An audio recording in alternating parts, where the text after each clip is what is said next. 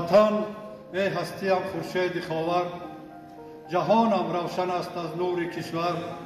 سفر دارم دعای در سفر ده، از این توشن نباشد بهر من به. آیا مادر در این دم من وکیلم، به بخت و وحدت خلقم کفیلم. برای خدمت میهن چو فرزند، ببندم رخت ره بر سوی خوجند. ورا در دل و جان پرورده مادر، دو دستش را به هم آورده مادر. اله بخت بر تو رهنما باد، نگهبانت خدا بادا خدا باد. پدر راضی ز تو ترک جهان کرد، نشانش را جلادار زمان کرد. برادر را مخوان بر خویشتن خست، ندارد ملت ما این چنین رست. همیشه بخت باشد یاوری تو، که پیران و عزیزان رهبری تو. دلیری و حقیقت بر تو خاص است، وجودت پاک از ترس و هراس است. چو قیصر راهتان دشوار باشد، نکو دل را رهش هموار باشد. دعای من برایت رهنما است، به هر یک بند و جادو رهکشا است.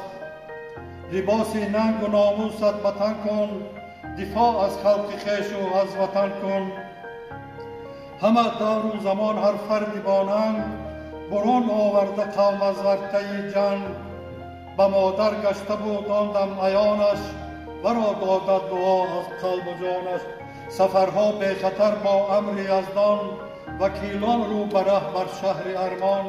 وکیلان گردی هم در قصر ارباب، همه محزون همه با چشم پر آب.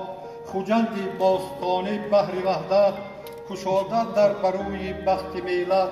چو گفتاری وطن آغاز گردید، با آنها در دلها باز گردید.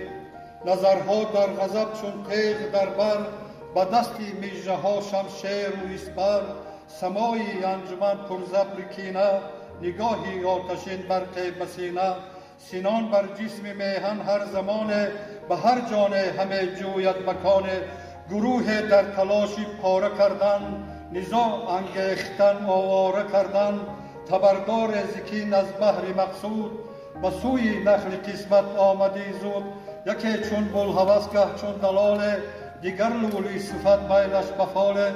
رقیبان با خیال مال و ثروت، به خواب دیدن این ملک و دولت. حسدداران به سوی قوم تاجیک، زده سنگی ملامت ها ز نزدیک. یکی مجلس نشین فکرش بیان کرد، غرضدار فریبی دل عیان کرد. تنی میهن هزاران درد دارد، به غم افتاده رنگی زرد دارد. توانایی ندارد تاجیکستان، ضعیف و لاغر و پردرد و افغان. دیگر راهی خلاصی از بلا نیست، نجات و هم کسی از این رها نیست. برآمد بوی حرفش چون حقارت، عجب شور بشوردن در صدارت. چو صدری انجمن خواندش ز گفتار، بگفتش که نداری ای دل آزار. دهد روزی برای ما خداوند، نمی سازد فراموش او زی پیپند.